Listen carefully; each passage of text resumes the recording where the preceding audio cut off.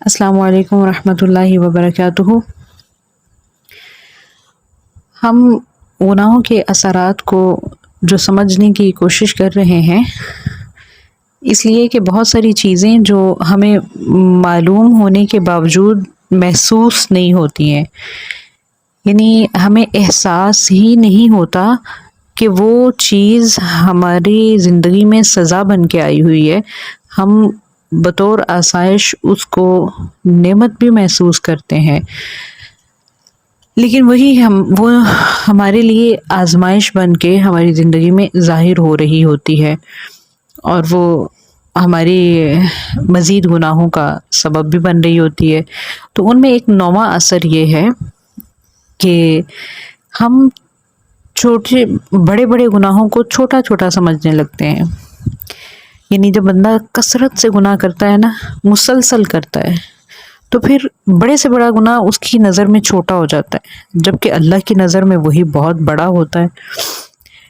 یعنی over all تو کچھ صغیرہ گناہ جن کو ہم انتہائی معمولی اور وہ شریعت کی نظر میں بھی معمولی ہیں، بسا اوقات اور کچھ جگہوں پہ وہ تو کبیرہ بن ہی جاتے ہیں، وہ بڑے ہو جاتے ہیں، لیکن بس اوقات انسان بڑے سے بڑے گناہ کو، یعنی وہ شریعت کی نظر میں بہت بڑا ہوتا ہے، لیکن انسان اس کو معمولی سمجھتا ہے، انسان اس کو معمولی خیال کرتا ہے۔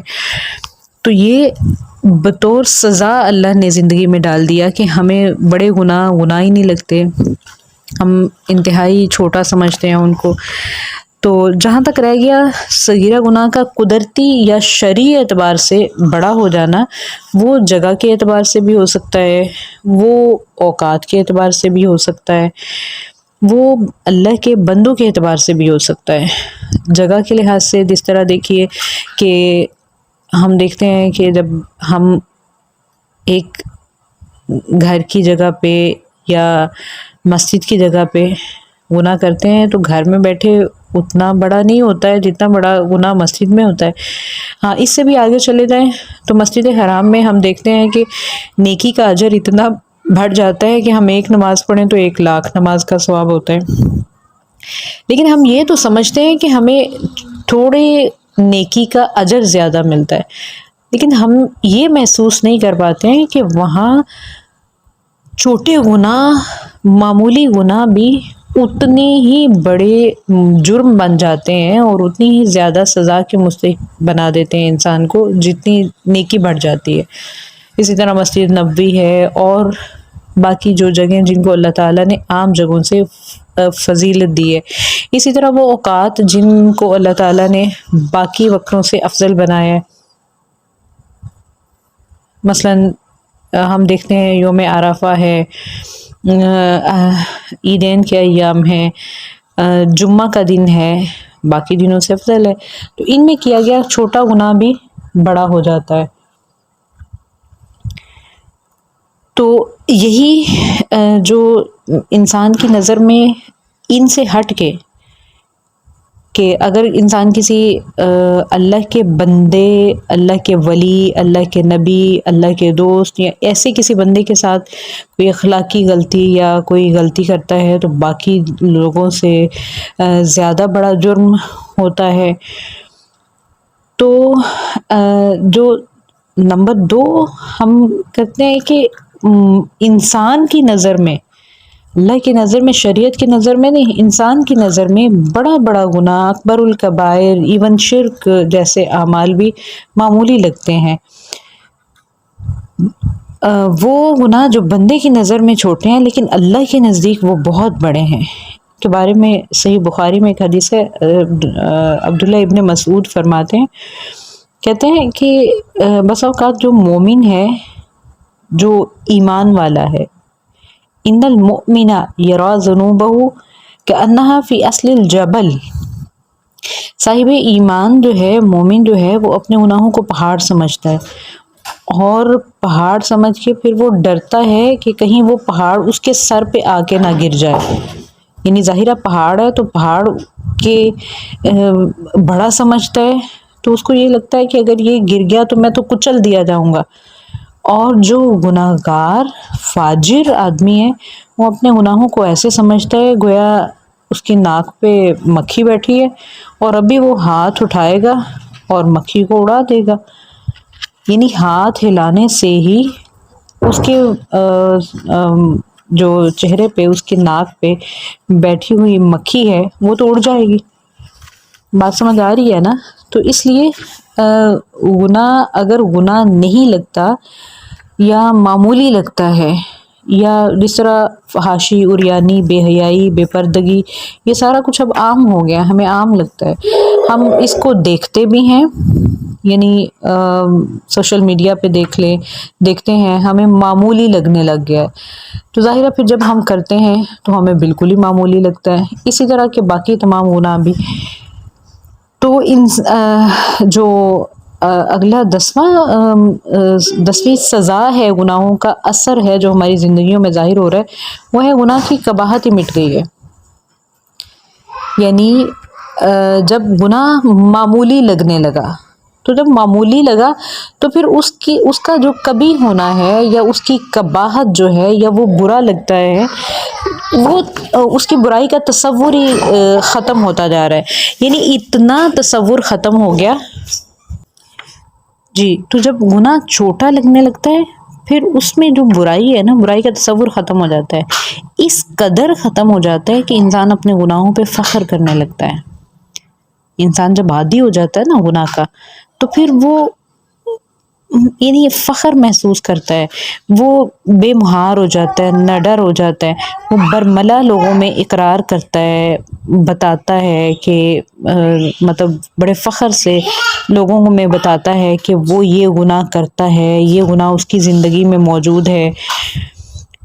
تو اس کی مثالیں بے شمار ہم اپنے گرد و نواح میں بڑی آسانی سے دیکھ سکتے ہیں کہ بہت سارے ایسے گناہ ہیں جو قرآن و حدیث کے خلاف ہیں اور ہم کرتے ہیں، اور پھر ہم بڑے فخر سے ان کو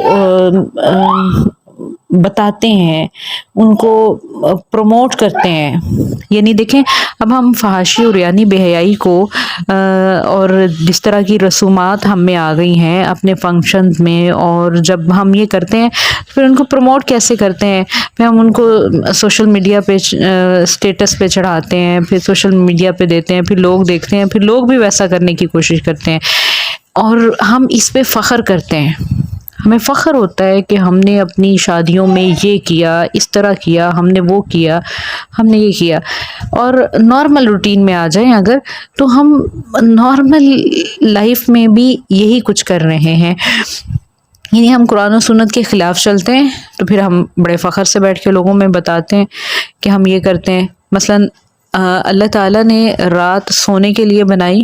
اللہ کہتا ہے وَجَعَلْنَا اللَّيْلَ لِبَاسًا وَجَعَلْنَا النَّهَارَ مَعَاشًا، اور ہم بڑے فخر سے بیٹھ کے بیان کر رہے ہوتے ہیں کہ جیسے ہمیں فخر نہیں ہے اللہ تعالیٰ کے قرآن و سنت کے خلاف چلنے پہ کہ ہم رات تو ساری نہیں سوتے. ہمارے بچے تو ساری رات ہی نہیں سوتے ہیں.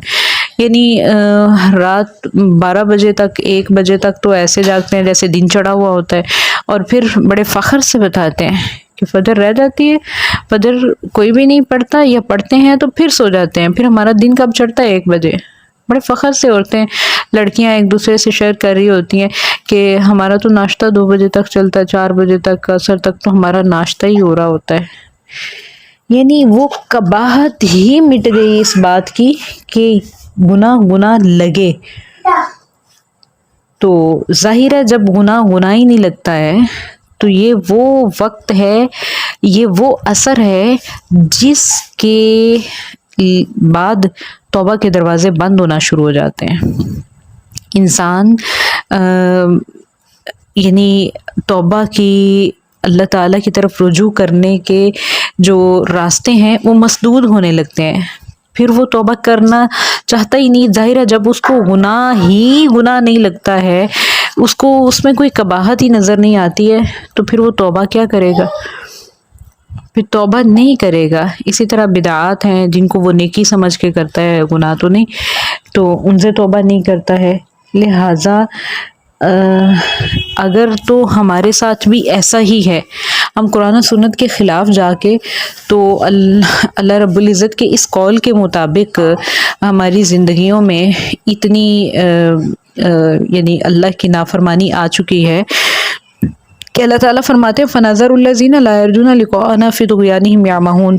ہم ایسے لوگوں کو چھوڑ دیتے ہیں جو آخرت کی امید ہی نہیں رکھتے، انہیں آخرت کا پتہ ہی نہیں ہے، پھر ہم ان کو چھوڑ دیتے ہیں. چھوڑتے کہاں ہیں؟ فِي طُغْيَانِهِمْ يَعْمَهُونَ. وہ اپنی سرکشیوں میں، اپنی نافرمانیوں میں حیران پھرتے رہتے ہیں، یوں ہی زندگی گزار دیتے ہیں. زندگی کا کوئی اسلوب، کوئی طرز، کوئی اسلام کے مطابق کسی دائرے میں رہ کے زندگی نہیں گزارتے ہیں.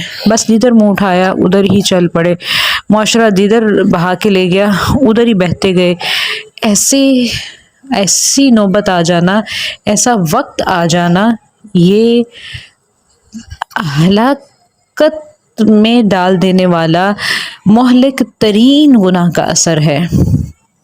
لہٰذا اللہ کی طرف رجوع کریں، توبہ کریں اور اللہ تعالیٰ سے استدعا کریں کہ اللہ تعالیٰ ہمیں اپنی حفاظت میں رکھے اور ہمیں بچا لے.